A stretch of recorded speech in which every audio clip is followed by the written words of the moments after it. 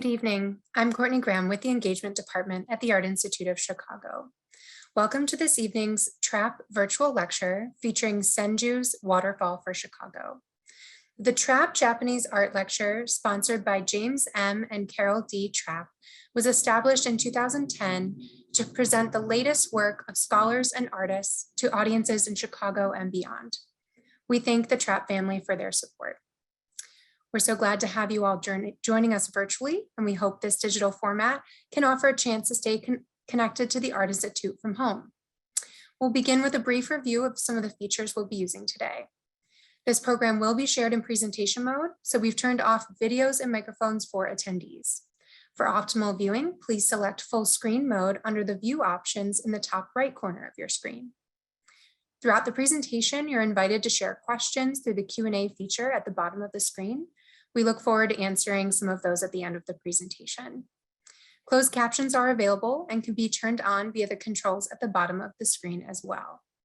If you encounter any technical difficulties during today's program, again, please let us know in the Q&A and we'll do our best to assist you.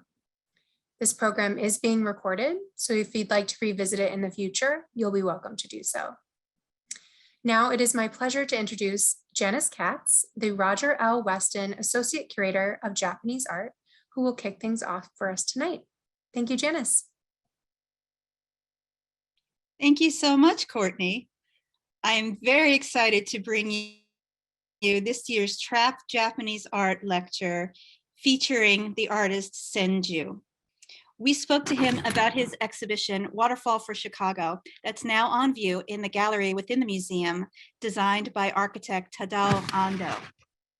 And I am delighted to announce here that the exhibition will be extended through June, giving everyone a chance to see it or to see it again. And I think you'll find Senju's comments tonight fascinating and essential to understanding his paintings. Senju is a major international artist whose installations have famously been shown at major museums and biennale around the world. Haneda Airport in Tokyo, the most sacred spiritual centers such as temples like Koyasan in Japan, and at a museum in Nagano completely dedicated to his work. I'd like to thank Senju for creating this incredible work for Chicago, which he has made a gift to the museum. And thank him for coming here for the installation, for the care and time it took to realize his vision. And now let's play our interview recorded in the artist studio, after which I will be back to answer some questions. 今回シカゴ美術館で、私の展覧会をしてくださって本当にありがとうございます。そして、このキュレーションを担当してくださった、ジャニス・カッツさん、本当にありがとうございます。このような機会を与えていただいて、私は大変光栄に思っております。本当にありがとうございます。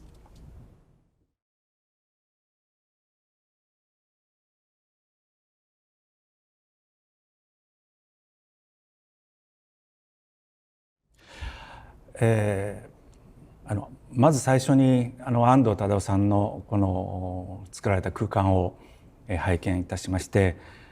とてもこう暗示に満ちて、こう神秘的な空間だと、でいろんな意味があるんだろうなと、そういうふうに私は思いました。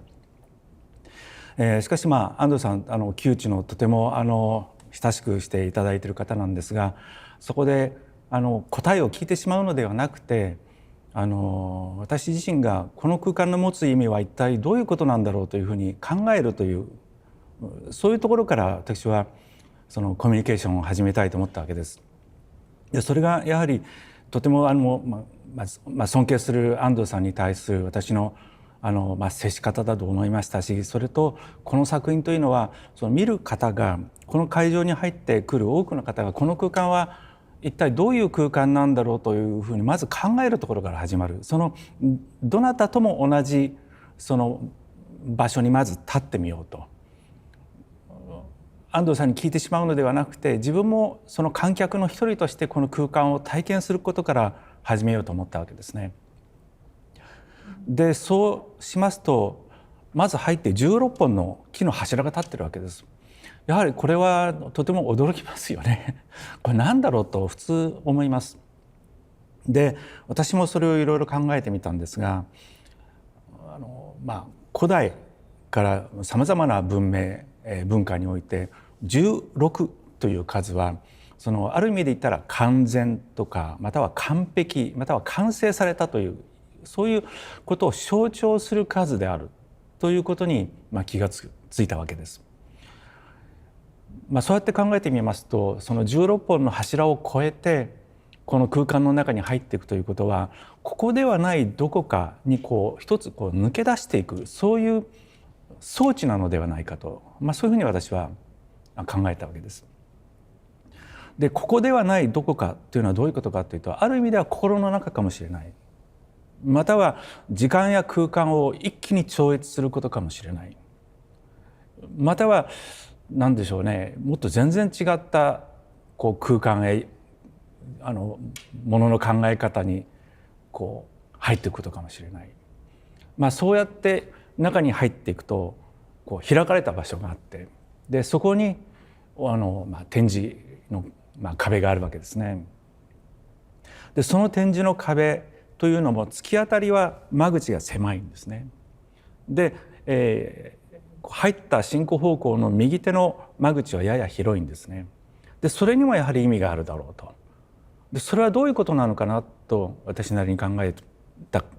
結果、要するに突き当たりの方が間口が狭いっていうことは、それだけこの遠近の意識というものをパースペクティブですね、それをより強調する、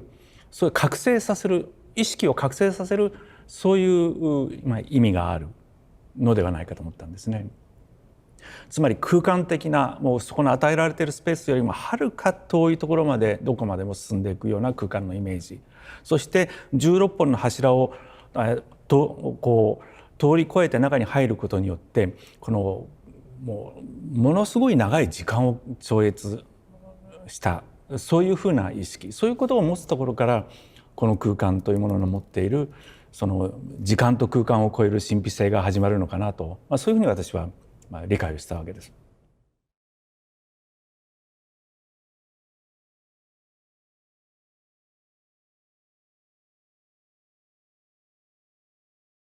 それで私はこの空間の中で最もふさわしいそのものは何かというふうにまず考えたわけですね。この空間が一番求めている、しかしその空間に今それが入ることによってさらに完成していく、そういうものは何かというふうに考えていったわけです。でその時にやはりここは全世界の人がやはり遠距離に同じ人間として見に来て同じ感動をしてもらいたい。それがやはり私はこの現代美術の持っている非常に大きなそのメッセージの一つだと思うんですね。遠距離で全ての人から遠距離にあるというふうなものを描いていきたい。日本人にだけ分かることとかアメリカ人にだけ分かることではなくて、全世界の人から遠距離で理解できるものは何だろうって考えたわけです。でその時に私は深い森の中に入っていった。そこで静かに滝が流れている。そしてその滝にはるか遠いところから時折光が差し込んでくる、そういう人間がそもそも今からもう本当にもう何万年も昔、太古の時代に必ず森の中から人間の文明というのは始まったんだと思います。でそういう記憶、そのメモリーにも触れていきたい。そうやって全ての人から遠距離のある何て言うんでしょう、記憶に触れる作品をそこに提示をしたらどうかなというふうに私は考えましたね。私はその蛍光塗料を今回使うことにしたんですね。で蛍光塗料で作品を描くっていうことはどういうことかっていうと、やはりそれは一つはやはりこの現代の科学の作り出した非常に大きな科学技術の恩恵ではありますけれども、しかし蛍光塗料というのは非常にしばしば、例えばバーやレストランでビールとかホットドッグとかで書かれている、それ自体も大変魅力ですよね。しかし私はその書かれている蛍光塗料の絵の具自体を見て、なんて素晴らしいんだろうと思ったわけですね。これで崇高なものが描けるはずだと、やっぱり私はまずそういうふうにまず信じたわけです。それは例えばコンテンポラリーアートのそのアーティストたちがスプレーガンを使ってグラフィティアートを描く、その同じテクニックで例えば滝を描く。で最も崇高なものがそれでも絶対に描けるはずだと、そういうふうに考えたその私なりの現代の捉え方という点でとても重なるというか同じような意識なのではないかと私は思ったわけです。蛍光塗料の作り出す世界っていうのは確かに今までいろいろなサインに使われたりとか、そういうメニューに使われたりはしていました。それはしかしその時にですね、私はそこに非常に大きな可能性を感じたわけです。で例えばですね、やっぱり何て言うんでしょうかね、その蛍光塗料の持っているその魅力っていうのはやっぱ現代人のどういうんでしょうか、少し前だったらば例えば夜の時間帯の織りなすドラマというのはやっぱり限定的だったと思う。しかし今現代の社会っていうのは夜が本当に素晴らしいさまざまなネオンサインであるとかいろんな照明器具を使うことによって現代人の心にこの夜というのはとても重要なミステリアスな新しい体験を生み出している新しい獲得した時間だと思うんですね。その夜作られるある非常に神秘的な心の動きであるとか、そういうことも含めてこの蛍光塗料だからこそ描ける人間のより人間的な心ということですね。これは科学技術の進歩で蛍光塗料という新しい素材が生まれたことによってよりアートはより人間的な部分にも踏み込めるようになっていったと、そういうことも一つにはあるのではないかと、そういうふうに私は常々考えてはいたんですね。ですからそれをこの安藤さんの作り出した素晴らしい空間でより普遍的でよりコンテンポラリーなものをそこに作り出すことができればいいなと、そういうふうに考えたわけです。私は今回屏風というこの、パネルがこういうふうにジグザグの形で組み合わされる空間のそういう日本に昔から伝わるテクニック、そういうインスタレーションの方法を選びました。でこれは実は日本には遠い昔に多分西洋から伝わってきたものかもしれないし、その中で日本の中で独特の洗練さが加わって展開していったのかもしれない、そういうふうな歴史があるんだと思うんですね。でその屏風というのは私は私なりの空間をどういうんでしょうか、平面だからこそより豊かな空間が表せるというような一つの問いかけになるのではないかと思ったんですね。空間を表すのに例えば実際に空間を作ることよりも織りなすこういう平面で空間を描いた方がもっと深い空間が出るんじゃないかと、そういう装置なのではないかと、そういうふうに私は屏風のことを考えたわけです。ですから屏風は平らに飾ることもできるクロード・モネの睡蓮のように円形に組むこともできる、または今回の私のインスタレーションのようにジグザグに組むこともできる、またはそれを組み合わせることもできる、いろいろなやり方があるんですが、私はこの安藤さんの空間においてはまず16本のなんていうまっすぐの柱が立っている、その奥に入っていったところに屏風が整然と並んでいく空間というのがとてもなんていうんでしょうかね、美しいととても整理をされていて洗練されていると、そういうふうに思ったわけです。ですから非常に限られた空間の中にものすごい奥深い空間を作り出そうとして安藤さんが突き当たりの間口の方を狭くしているわけですね。で私はそれをやはり受けて私も屏風にしてそこに展示をしよう。屏風をすることによってフラットの画面を置くよりもさらに奥深い奥にまで意識が到達できるのではないかと、そういうふうに私は考えたんです。でなおかつ私が常々やってる技法は滝を描くんですけれど、滝の場合ですけれども上から下に絵の具を流すわけです。でそれはなぜそうしてるかっていうと、私が捉えたいのはその時の流れそのものなわけですね。ですから滝を見て美しいと思ったらこうやって滝を描けばいいと思う。そうじゃなくて滝がずっとこの動いているっていうことに私はとても興味があったわけです。でそのずっと動いているというものをどうやって捉えたらいいのか長い間本当にずっと分からなかったんです。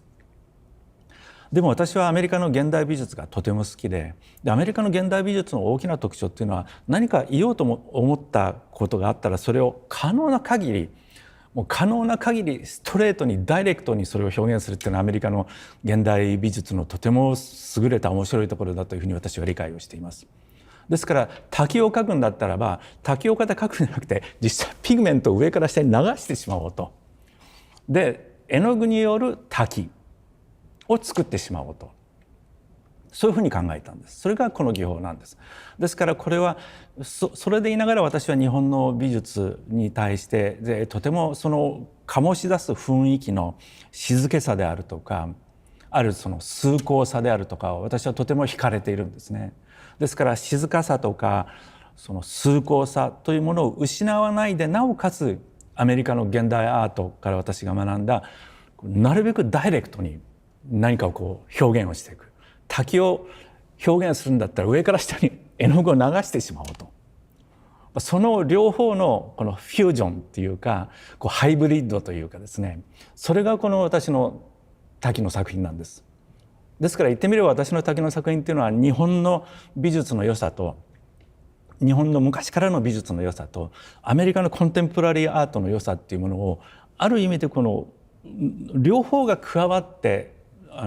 今生まれたものだと私は思ってるんですね。で実はウィリアム・アナスターシーさんというアメリカのミニマルアートの大変なマスターがいます。で私は彼とグアンジュビエンナーレの時にお話をした時にそのアナスターシーさんがですね、実は私も滝を描いてたんだよと。で上から下にこう絵の具をこうバーンってこうぶちまけてですね、壁にバーって絵の具が流れてるのを見て私は素晴らしいと思いましたね。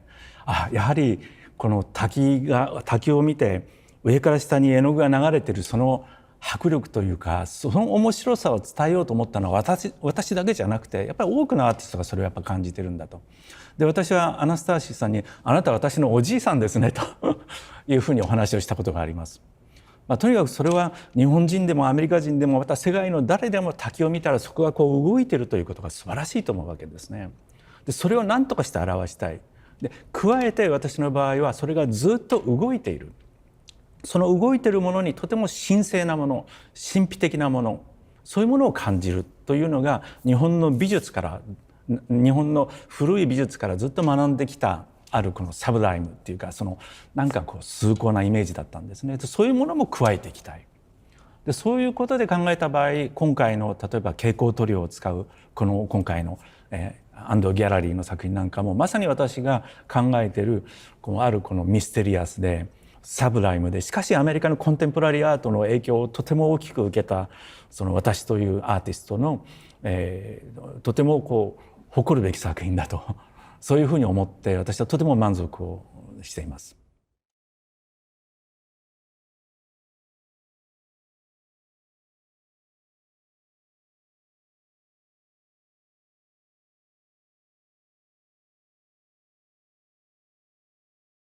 エアスプレー、私はスプレーガンとかを使います。でそれはある意味で言ったらアメリカのグラフィティアーティストたちがそのいろいろなものをすごく身近なものを描くそういうテクニックとして私はなかなか面白いなと思った。しかしそれは身近なものだけじゃなくてもっと崇高なものを表すことができるんだろうと一つ思ったと。それとは別に旧石器時代要するに今からもう本当何万年も前ですね、いわゆるアイスエイジの人たちは口の中に絵の具を入れて手に向かってふーっと吹きかけるわけですね。そしてこう手の形を描いてるわけですね。彼らもエアブラシやスプレーガンを使ってるわけですよ。ただしアイスエイジですから絵の具をスプレーに入れるんじゃなくて口の中に入れてふーってやるわけですね。だから同じなんですよ。だからこれは決して新しいテクニックではなくて最もエンシェントな古い時代からの最もクラシックなテクニックだと私はそういうふうにも思ってるんですね。だから絵はブラシで描くものだけじゃなくて口の中に入れて吹きつけたりまたは指につけてこうやって描いたりいろいろなテクニックが人間の長い歴史の中にあったと思うんですね。今はやっぱり私はやっぱりこういう時代エアブラシやスプレーガンがありますから口の中にこうやって絵の具を入れてプーってやるんじゃなくてエアブラシに入れてこうわーっと同じことです。全然変わったテクニックじゃないと思います。あともう一つ日本の紙というのは例えば西洋の紙ですとねこうやって破くとすぐ破れちゃうんですよ簡単にね。ところが日本の紙というのはファブリックの繊維が長いからとてもそういう意味で言うと強いんですね。なかなか破れない。ですから私は例えば崖の絵を描くときはそれをぐちゃぐちゃにこう揉んで上から絵の具をかけたりしても紙はもうむしろどんどんしなやかになっていくというところがあるわけです。で同じように滝を描いてみても私はそのキャンバスとかコットンとかシルクとかいろんなものにも描いたんですが紙に日本の和紙に描くのが一番その考えてるテクスチャーっていうかですね考えてる表情が一番そのダイレクトに出やすいんですよ。ですから私は日本人だからとか日本の文化ということを考えてるからとかではなくて全てのいろいろな紙とかコットンとか並べた時にジャパニーズペーパーとかいろんなものを全部横一列に並べてみた時にこの日本の和紙そのジャパニーズペーパーっていうものがとても絵画には向いてると思うんですよ。これは私だけじゃなくて全ての人たちにとってとても向いているそのものなんだと思うんですね。でそういう理由で私は使ってるんですね。である意味で言ったらそれが最も和紙を使う正しい理由だと思うんですね。日本美術のコンテキストに載ってるとか日本の文化がどうとかっていうことではないです。そうじゃなくて日本の和紙というのはとても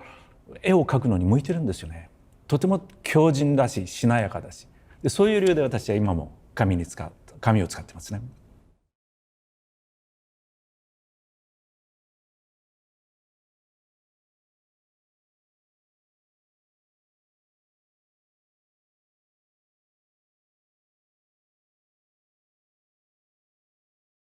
私はミュージアムに行ってみて初めてジャニスさんと話をしながらそこの照明を見てでそれまではまるでそのビデオアートや映像作品のように例えば30秒、要するにフローレスセントピグメントブラックライトだけに照らしていてそれでそこからこうナチュラルライトに変わってというようにまるでこうビデオアートのような作品にしようかと思っていたんですね。しかしそこで会場で私がその安藤さんが作り出した空間の中に身を置きながらこう考えた時にしかしペインティングの特徴というのはそれが全て一瞬で伝わるということにとても大きな意味があるんだと。例えばビデオアートや音楽やまたはムービーやまたはシアターのそのドラマとかっていうのは最初から最後まで見たり聞いたりしないと言いたいことが伝わらないですよね。しかしペインティングは一瞬にしてその全てを伝えているというのがペインティングのとても大きな特徴だと思ったわけです。でそういうことで空間には最もそのベーシックな意味でペインティングを展示したいと私は思ったわけです。というのはやっぱりアメリカには優れたビデオアーティストやその映画作家映像作家とても多くいる。でそういう中でやっぱりペインティングというものがとても実は素晴らしいということも同時に私は発信をしたいと思ったんですね。で最初は暗い部屋の中で時間が経ったらこう光が差してきてそしてその光がまたさっと消えて暗い青い滝が流れるというコンセプトを持っていました。でもそれを全部一緒に表すことはそのシカゴ美術館の照明を使えばできると私は思ったんですね。ですからブラックライトを全部ブラックライトでつけてところどころにこのナチュラルライトの照明を当てるとそうすると暗い森の中で静かに滝が流れていてでそこに遠いところから光が差し込んできているそういう長いそのビデオアートのそのイメージを一瞬にして伝えることができるのではないかと私はその場で気がついたんです。ですからこれは全てシカゴ美術館のアンドギャラリーで私が気がついたことなんですね。ですから他の作品は例えば時間によってコンピューターによって30秒ずつこう光が変わってブラックライトがナチュラルライトになってその自然光の照明からまたブラックライトに変わってという作品も発表してるんですね。しかし空間が私に訴えかけてきたことは、ここにはもうとにかく絵画を飾りたいとそう私を思わせる、そういう雰囲気があったわけですね。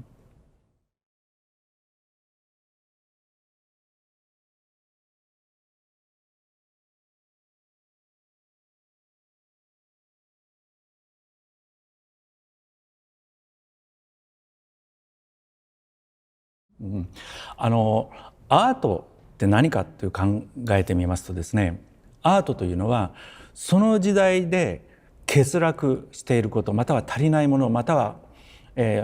この存在感が弱まってしまっているもの、そういうものをきちんと指摘をして、それをそこに保管して、つまりちゃんとそこで付け加えて、世の中をより良いものにしていく、それがアートの役割だと思うんです。例えばルネッサンスの時代、これはヨーロッパのですね1400年代1500年代のヨーロッパルネッサンス、イタリアンルネッサンスのことを考えてみますけれども、そのルネッサンスの時代っていうのはその人類史上最も過酷で深刻だったその疫病、ペストですかねが流行った時代だったわけですね。でその時代に、人々は大変この絶望的な雰囲気になって非常に強い閉塞感、今の COVID-19 の時代と全く同じ、もしかしたらもっと深刻なダメージを人々は受けたわけです。でその、2世代後ですねに大きく花開いたのはルネサンスなわけです。でそこで例えばレオナルド・ダ・ヴィンチは科学の大切さを説いたわけですね。そしてミケランジェロは健康な肉体を通してその健康感の大切さ、なんて言うんでしょうか、生きているという命の輝きのようなことをミケランジェロは伝えようとしたわけです。つまりそれはそれらがその時代にやっぱもっと必要だとアーティストたちは考えたからですね。でこれがアートというものなんだと私は考えています。で例えば印象派の時代の、ヨーロッパのことを考えてみます。印象派っていうのは例えばルノワールとかクロード・モネがいますよね。とても暖かくて足元に光が差し込んできて、隣の家で庭でシャワーを浴びていたりピアノのレッスンをしてたりする、そういう平和で暖かい空間ですよね。しかしあの時代どういう時代だったかっていうと、ヨーロッパの中で大きな戦争があったりまたは内戦があったりでとても混乱したとても暗い混沌とした時代だったんですよ。あの時代にルノワールや、そういうクロード・モネ、もっともっといろんな印象派の作家たちは私たちには光が必要だと、足元に差し込む光、そしてここがとても暖かい空間であるということを一枚でも多くの作品に描いて示していくことが必要だと、そういうふうに思ったのが印象派なんだと私は考えて、そういう一面から見るということが実は大切なんだと思うんですね。でそうやって今のこの COVID-19 の時代を考えると、全世界的にもうとても混沌としてもうとても混乱して暗いなんて世の中本当にもう落ち込んでしまっているモノトーンの時代だと思うんですね。で私はこのような時代こそに足元に光が差し込むその世界観がなんて色彩に満ちているんだろう、なんて世の中はさまざまな季節感によってさまざまな彩りというものが実はあるのだと、そういうことをやっぱり示していくことが今のこの COVID-19 の時代のアーティストにとってミッションだというふうに私は思ったわけですね。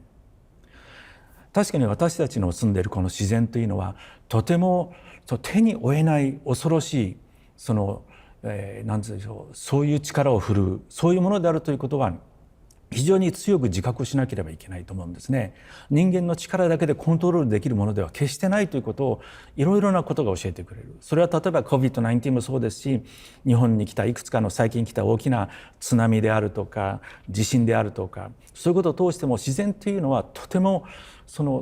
恐ろしくて手に負えないものだと。しかし同時にこの自然というものはとても美しいものを与えてくれる、それも同時にあるんだと。で、私たちはその自然の中で生きているんだと。私たちには何一つコントロールできないじゃないかと、ね、私たちはこの手に負えないほど恐ろしい、しかしとても美しい自然の中で生かされているんだと。それがやっぱり現代人がとても大切な、現代人が忘れてはいけないとても大切なことなのではないかなと私は考えるんですね。夜になると差し込むその月の光の美しさ、夜になって暗い森の中で流れる、静かに流れる滝の音の美しさ、そして闇の美しさ、光の美しさ、そしてまた昼になれば世の中は本当に多様性に満ちた、さまざまな光に満ちている、さまざまな命に満ちている、多様に満ちた命に私たちは囲まれている。そのようなものを私たちもその中の多様な命のうちの一つだと。そういうことを私たちが認めるということも、この時代のアーティストからのメッセージとしてやはりとても大切なことなのではないかなと、私はそういうふうに考えてるんですよね。私たちの時代っていうのはその COVID-19 によってそのデジタルの時代、またオンラインの時代っていうものがその遠い未来として思っていたものがもう急速にそれが現実の世の中として訪れてしまっている、そういう時代に生きているわけです。こういう時代のアートの役割というのは何かということももう一つあるんですね。で、それはデジタルっていうのはやっぱりいろいろあっても視覚と聴覚以外がなかなか伝わりにくい、そういうメディアなんですね。でもそれでは人間の五感に五感って匂いとかこの肌触りとか、そういう人間のファイブセンスっていうんですかね、人間のファイブセンスに全く対応できないわけですよね。ですからこれからのアートの役割というのは、このデジタルで表現できないことがさらにアートの役割として加わってくるんじゃないかなと私は思ってます。例えばそれはぬくもりであるとか、テクスチャーの手触りであるとか、またはその AI で表せないこと、つまりトライアンドエラーとか悩みとか、時間をかけていろいろ考えることとか、そういうふうなことももしかしたらこれからのアートのとても大切な役割になるのではないかなと思うんですね。AI っていうのはやっぱりあるものを目指した時にそれをそのスピード感を持ってもうなんて言うんでしょうかね、いかに早くその答えにたどり着くかというのが AI のとても大切なところだと思うんですね。完全に完璧にあるものにたどり着こうとすること、その中で最もふさわしい答えを出してくること、これが AI でありコンピューターですね。でも実は人間というのはとても不完全な生き物だし、その人間が不完全な夢を見て、不完全なものを見て、不完全に納得して不完全に満足する、これが人間なんですね。ですから人間の作り出すアートというものもスピーディーに完璧なものを描き出しても誰もそんなことは望んでないんですよ。そうではなくて、不完全な人間が不完全な思いで不完全なものに向かって不完全に喜んで不完全に納得していく、これが人間性なんだと。そこがまたなんて言うんでしょう、デジタルの時代に積み残されてしまった人間性のとっても大切なポイントだと思うんですね。だから完璧とか完全ということを私たちが作品として考える、その考えるのはとても素晴らしいことなんです。安藤さんの空間もそうなんです。でも私たちはそもそも完璧ではないわけです。だからこそそこでトライアンドエラーをしていく、いろんなクエスチョンをして、いろんなこの可能性っていうものを考えていく、そういうことを一緒に体験できる空間というのがこれから先にとても大切なのではないかなと思います。I want to thank Senju for that really fascinating, wide-ranging discussion to which I think many of us can relate about his amazing artwork, but also the role of art in the times in which we're living. And I also want to be sure to thank Hiroko Saito, who did an absolutely wonderful job on the translation for the subtitles, and indeed all of the people behind the scenes who helped realize the exhibition and the recording. Now, one thing that Senju did not mention was that he had an extraordinary correspondence with the architect Tadao Ando upon the completion of the installation. And I would like to read to you an excerpt from this letter in translation that was published in the Japanese art magazine Geijutsu Shincho. So Ando writes, "I'm writing to express what I couldn't fully mention in our previous private correspondence. An artist creates a work in the space which I created. This gives me some anxiety because two artists' egos collide. But I realized that such concern was foolish because Senju's waterfall for Chicago is astonishing. The gallery was designed over 30 years ago for a particular collection in the museum. The space has a strong character and it's not easy to work with.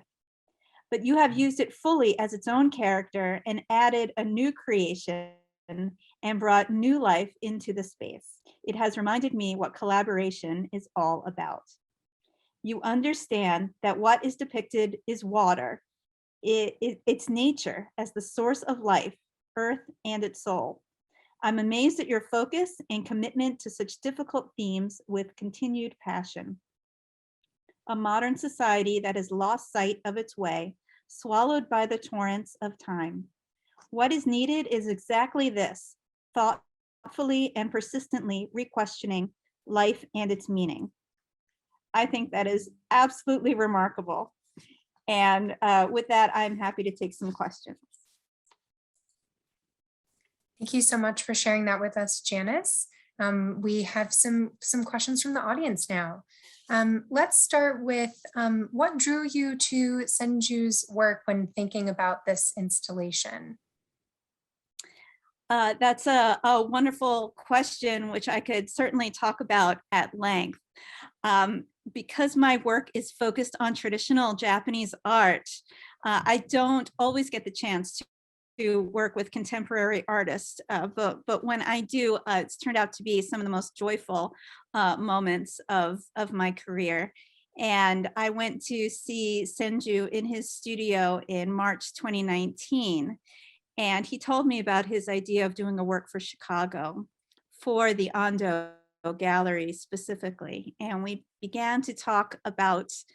screens, folding screens. And for me, this was just music to my ears because I curated a show of folding screens in 2009 and spent a lot of time researching and thinking about the unique qualities of folding screens, how they're actually objects that exist in space and exist, in our space, but they also have a two-dimensional surface, which is often painted. I realized that his work could really bring something very, very interesting to life in the gallery. I wasn't anticipating the use of fluorescent pigment or UV blacklight at that time, but when he offered that idea to me, I realized that this was a chance for the gallery to become something different, to become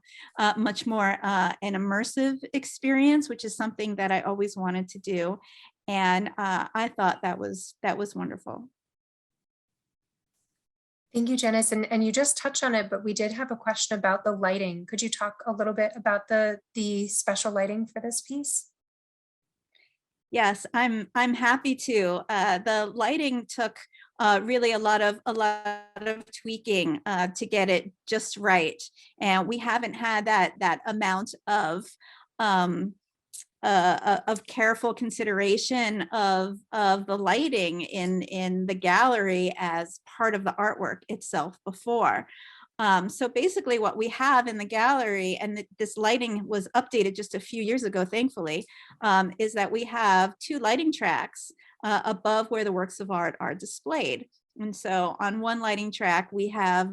the black light, which is also called UV light. It's very widely commercially available these kind of bulbs. And then on the other track, we have what Senju referred to as normal light or an incandescent light that mimics sunlight. And we were able to use these both at the same time, using the black light in different intensities, depending on where the light was directed on the waterfalls. And then the incandescent light we use as spotlights to highlight certain areas. So it's this combination of these two kinds of light that, as Senju explained it, is really something quite new in his work. And I'm so honored that he was able to conceive of this basically on the spot while we were in the gallery installing. And I think he's very humble when he says he wanted to highlight painting and its quality of being able to take everything in all at once. And, really what he's done is created, I think, this exceptional painting with light. So I think it's just extraordinary. It really is. And it obviously, the collaboration between the two artists works so well in this instance. We do have a question. Could you talk a little bit about the pillars that are a part of the Ando Gallery, Gallery 109? Could you discuss that aspect of the gallery a little bit? Sure. As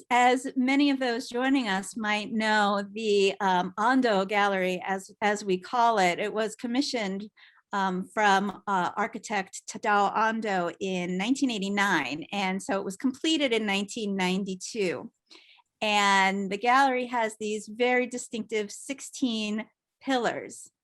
that you have to walk through in order to get to the exhibition space, to the cases where the artwork is on view. And it's very unusual to have so much of a gallery taken up by this kind of architecture rather than having more space to display works of art. I mean, the gallery is kind of a work of art in itself. And I've been curating shows in that space now for just over 19 years. And I've thought about the pillars a lot. And I read that Ando himself likens them to the pillars, the hashira, that you would find in traditional Japanese buildings, large buildings, or they could be trees in a forest. I've heard those kind of metaphors. But I think Senju really hits it on the head when he describes it as a passageway from the space, the normal world that you inhabit, into another space that's occupied by the world of the artwork that's on view. And I find this very much that it's a space, the pillars are something that you walk through, and through doing that, your mindset is changed, and it almost prepares you in a way to see the artwork that's on view beyond it. So I very much see it in terms of time and space, just like he describes. It's very interesting. He was able to understand the essence of that space so quickly, whereas I've had many years to experience it. Absolutely. We do have a question, and I'm curious as well. What will happen to the waterfall for Chicago when it is no longer in Chicago? Are there plans for this work beyond Gallery 109? Well, I'm very glad to say that the pair of screens, the Waterfall for Chicago, is a gift from Senju to the Art Institute. So it will stay with us, which is fantastic, which gives us the ability to put it on view again. And I'm just so glad that this time the show in its first incarnation can be extended so that we can have as many people see the show as possible before the works go into our storage, and then hopefully come out again at some point in the future. Well, that is very great to hear. I guess as a means of closing, what do you hope visitors will notice when they see this work in the gallery? Is there a detail that they should not miss? Well, thank you so much for asking that, because I had the privilege of seeing these works before they went into the cases and seeing them up close. And I think the beauty of the materials, the quality of the paint, of the paper, the way that the painting is done is so beautiful and so skilled. These are just gorgeous paintings. So I hope that people can get up close and really, really see that. And I also hope that they notice something that is my favorite detail, which is the fact that the waterfalls, they end on the bottom at this kind of ground line. It's a very subtle kind of thing, but there's a ground to the painting. So it's not as if the waterfalls are floating in space. They're actually grounded, and so it hints at an actual location. And many times the light hits right at that point. So I think that's something everyone should notice. Wonderful. We will definitely be looking out for that. Thank you so much, Janice. And of course, we thank Senju for his time. And thank you all for joining us for this evening's program. We hope that you enjoyed the presentation and that you get a chance to view Senju's Waterfall for Chicago for yourselves, now extended through June 26th in Gallery 109. For more information on upcoming virtual events, please visit us online at artic.edu and look for our monthly e-news in your inboxes. We look forward to seeing you again soon. Thanks, everyone.